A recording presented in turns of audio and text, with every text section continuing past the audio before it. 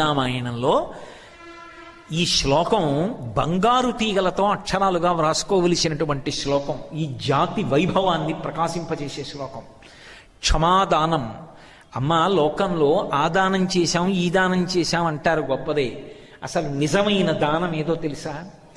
గొప్ప దానాలు చేసిన వ్యక్తిగా కీర్తింపబడేవాడెవడో తెలుసా? మహాదాత అని కీర్తింపబలిచిన వాడు ఓర్పు కలిగినవాడు. తాను కోపాన్ని పొందడానికి కావలసిన శక్తి ఉన్నవాడయ్యుండి అవతల వారిని ఇబ్బంది తన శాపము చేత పెట్టగలిగిన వాడయ్యుండి కూడా అలా చెయ్యకుండా నిగ్రహించుకుని ఓర్పుతో పావు కుబుసాన్ని విడిచిపెట్టినట్టు కోపాన్ని విడిచిపెట్టి నిలబడిన వాడున్నాడే, వాడమ్మా దాత. వాడు చేసిన దానం ఎవరూ చెయ్యరు. ఎందుకని మీరు ఆలోచించండి. వాయువుని వీళ్ళు కానీ శపించారనుకోండి, నువ్వు అంతటా వ్యాపించావని కదా నీకు గర్వం, అందుకు కదా మాతో ఇలా మాట్లాడి ప్రవర్తించావు, నీకు వ్యాపకత్వము లేకుండుగాక అని ఒక మాట అన్నారనుకోండి. ఆ వాయువు చిత్రం ఏమిటంటే, అశరీర శరీరేషు వాయు చలతి పాలయన్ అంటారు రామాయణ ఉత్తరకాండలో. వాయువు శరీరంతో ఉండడం, కానీ అన్ని శరీరములలోకి వాయువు వెళ్ళి పరిపాలన చేస్తాడు. వాయువు లోపల ఉన్నాడనుకోండి, వాయువు లోపలికి వెళ్ళి బయటికి వస్తుంటే ఉన్నాడు ఉన్నాడు ఉన్నాడంటారు. యావత్ పవనో నివసతి దేహే తావత్ పృచ్చతి కుశలంగేహే గతవతి వాయో దేహాపాయే భార్యా బిభ్యతి తస్మిన్ కాయే అంటారు శంకర భగవత్పాదులు. ఊపిరి లోపలికెళ్ళి బయటికి వచ్చినంతకాలం అయ్యా బాగున్నారా బాగున్నారా బాగున్నారా అంటారు. లోపలికెళ్ళి బయటికి రాకపోయినా, బయటికి వచ్చింది లోపలికి వెళ్ళకపోయినా లేడు వెళ్ళిపోయాడంటారు. శివం అనడానికి ఆధారము వాయువే. ఆ వాయువు లోపల తిరుగుతోంది కాబట్టి చేతులు కాళ్ళు కదులుతాయి. కదులుతున్నాయి కాబట్టి ఆచమనం చేస్తున్నాం, సమయానికి సంధ్యావందనం చేస్తున్నాం. యజ్ఞం చేస్తారు, యాగం చేస్తారు, దేవతలకు హవిస్సులు ఇస్తారు, ధర్మచక్రం నడుస్తోంది, వర్షాలు పడుతున్నాయి. వాయువు అంతటా వ్యాపించి తిరగలేదనుకోండి, కాష్టభూతాని జజ్ఞిరే, సర్వభూతములు కర్రల్లా అయిపోయాయి అనుకోండి. అయిపోతే మంగళప్రదత్వం ఎక్కడుంది? ఇక ఆచమనం ఎలా చేస్తారు, సంధ్యావందనం ఎలా చేస్తారు, అర్ఘ్యం ఎలా ఇస్తారు, యజ్ఞం ఎలా చేస్తారు, యాగం ఎలా చేస్తారు, మాట ఎలా మాట్లాడతారు? ఏముండవు. అందుకే వాళ్ళు మా కోపంతో వాయువుని శపించడం తేలిక, మాకు తపశ్శక్తి ఉంది, కానీ మేము వాయువుకి ఇచ్చిన శాపం వాయువుతో పోదు. మేము వాయువుని ఏమన్నది లోకం బాధ కారణమవుతుంది. అందుకే మేము వాయువు జోలికి వెళ్ళాం, నిగ్రహించుకున్నారు. క్షమ, ఓర్పు పట్టారు. ఇది కదు హనుమ చెప్పారు. ఎవడు ధన్యాస్తే పురుష శ్రేష్టా ఏ బుద్ధ్యా కోపబుద్ధితం నిరుంధంతి మహాత్మానోదిత్తమగ్ని వివంభస. ఎవడికి కోపం వస్తుందో వాడు కోపాన్ని క్షమ, ఓర్పు చేత తట్టుకున్నాడో వాడు ధన్యాత్ముడు, వాడు లోకం కీర్తిస్తుంది వాణ్ణి. వాళ్ళు చిన్నపిల్లలు, కానీ ఎంత పరిణతి వయసుని బట్టి రాదు, నీవు ఎంత పాటించగలవన్న దాన్ని బట్టి వస్తుంది. వాళ్ళు ఎంత ధర్మాన్ని పట్టుకున్నారంటే, వాయువు జోలికెడితే లోకాలు పాడవుతాయి, ఊరుకున్నారు, వదిలిపెట్టేశారు. తాము కష్టపడుతున్నారు, బాధపడుతున్నారు. అందుకన్నాడు తండ్రి క్షమాదానం.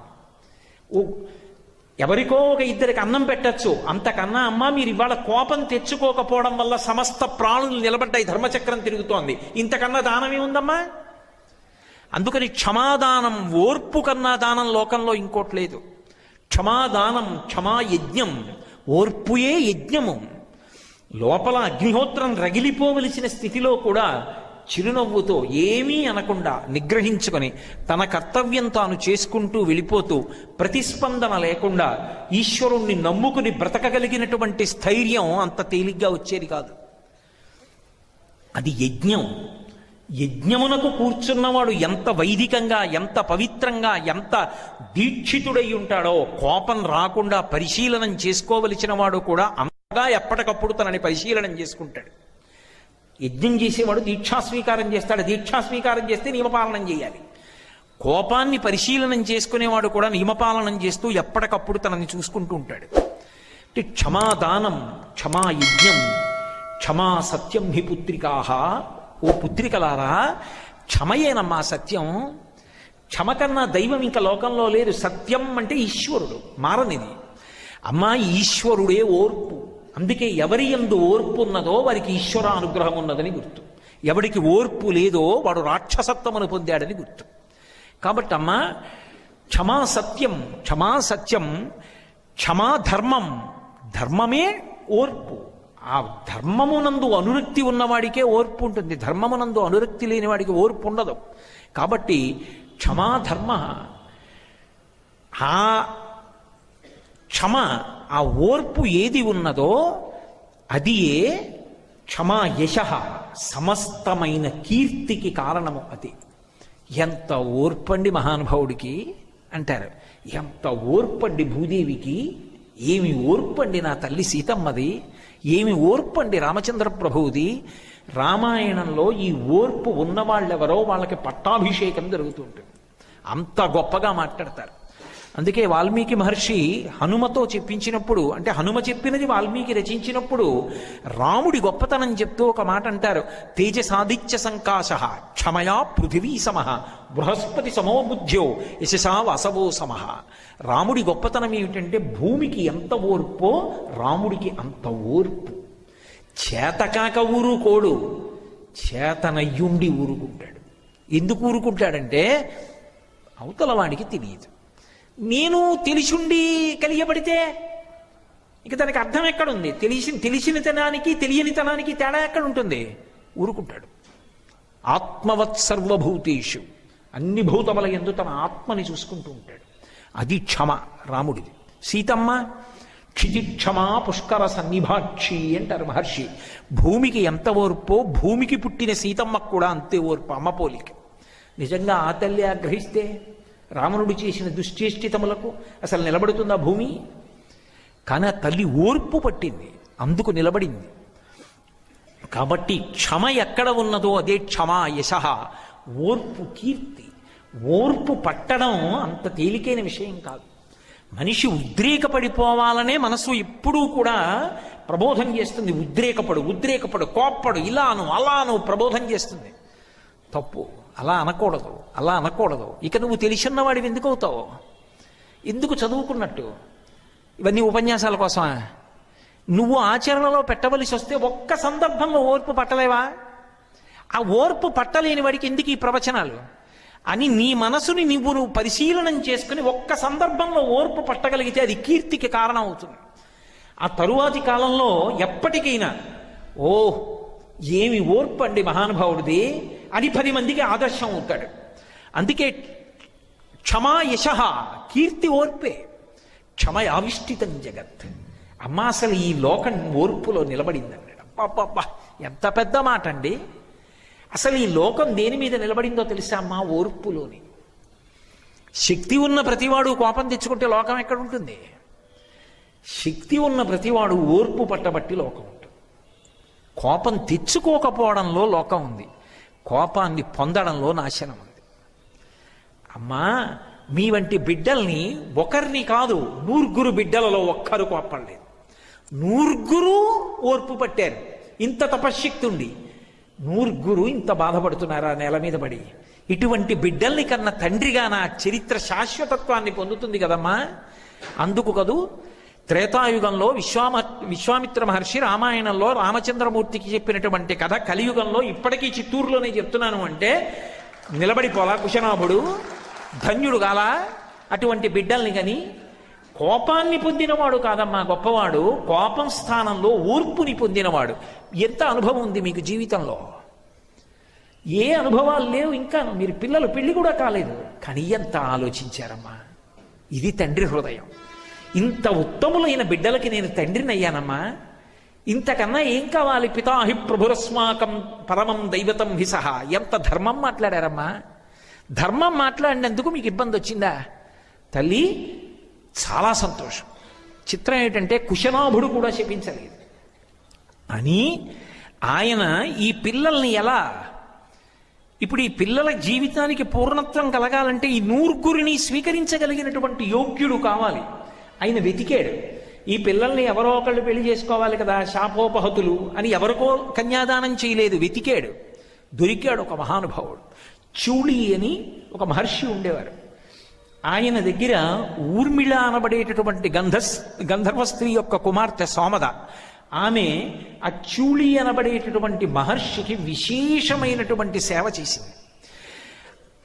గురువుగారి శుశ్రూష అంటారు. శుశ్రూష అన్న మాటకు అర్థం ఏమిటంటే గురు హృదయమును తెలిసి ప్రవర్తించుట, దానికి శుశ్రూష అని పేరు. గురువుగారు ఇన్ని గంటలకి లేస్తారు, లేచాక గురువుగారు ఏం చేస్తారు? స్నానం చేస్తారు, ఏర్పాటు చేస్తారు. స్నానం చేశాక ఏం చేస్తారు? సంధ్యావందనం చేస్తారు, ఏర్పాటు చేస్తారు. తర్వాత ఏం చేస్తారు? పూజ చేసుకుంటారు. ఆయన వచ్చి ఇలా చూసేటప్పటికి అమరికగా అన్నీ పెట్టి ఉంచుతారు. తర్వాత ఏం చేస్తారు? ఆ తర్వాత దానికి ఏర్పాటు. అంటే ఆయన నోరు విప్పి అడగడు. శిష్యుడు గురువు హృదయంలోకి వెళ్ళి అంతేవాసిత్వం అంటారు. గురువుగారి మనసులోకి చేరి గురువుగారి అవసరాన్ని కనుక్కొని గురువుగారి శరీరము ఖేదపడకుండా ఏర్పాటు చేసి కాపాడుకుంటాడు. అలా ఆయన మనసులో దూరి గురువుగారికి కావలసినవి చేస్తూ ఆయన ప్రసన్నంగా నిలబడడానికి అవకాశం ఇచ్చి ఇంకొంతకాలం బతకడానికి ఏర్పాటు చేస్తాడు శిష్యుడు. ఎందుకని? గురువు శరీరం ఖేదపడిపోయి గురువు శరీరం విడిచిపెట్టేశాడు అనుకోండి, గురువుగారికి వచ్చే నష్టం ఏంటి? నీ శరీరం కాదని గురువుగారికి తెలుసు, వదిలిపెట్టేస్తాడు. కానీ ఆయన శరీరంలో లేకపోతే చెప్పడానికి నీకు ఎవడు దొరుకుతాడు? అందుకుని గురువు శరీరంలో ఉండడానికి శిష్యుడు చూసుకుంటాడు. శుశ్రూష అంటారు దాన్ని.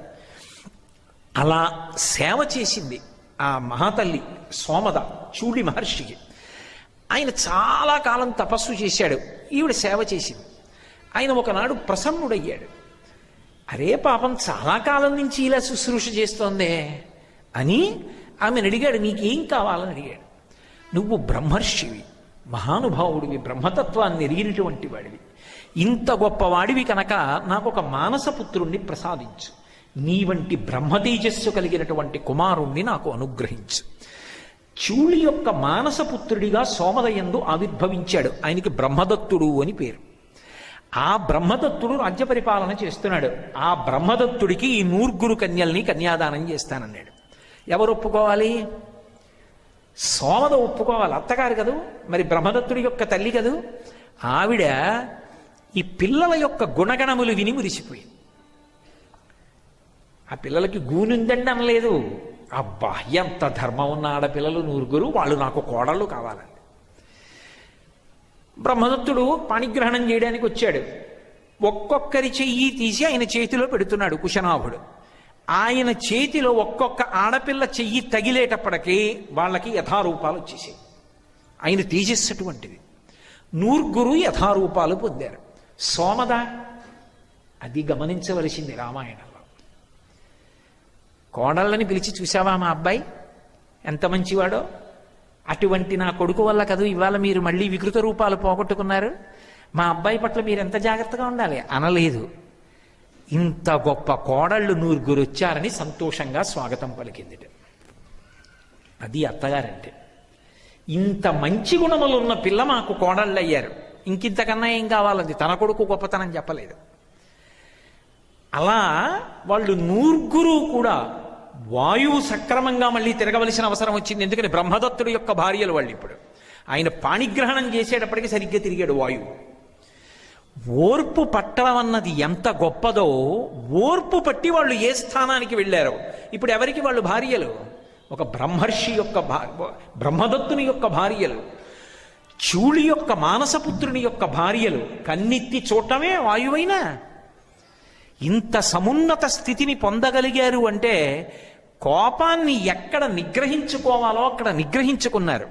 అందుకే శ్రీరామాయణంలో బాలకాండలో వాళ్ళొక మెరుపు తీగలుగా పోల్చబడి మెరుపు తీగలుగా వర్ణించబడినటువంటి ఆ స్త్రీలు నిజంగానే రామాయణ మహాకావ్యంలో మెరుపు తీగలై నిలబడ్డారు. శ్రీరామాయణంలో ఈ శ్లోకం బంగారు తీగలతో అక్షరాలుగా వ్రాసుకోవలసినటువంటి శ్లోకం. ఈ జాతి వైభవాన్ని ప్రకాశింపజేసే శ్లోకం. క్షమాదానం. అమ్మ, లోకంలో ఆ దానం చేశాం ఈ దానం చేశాం అంటారు, గొప్పదే. అసలు నిజమైన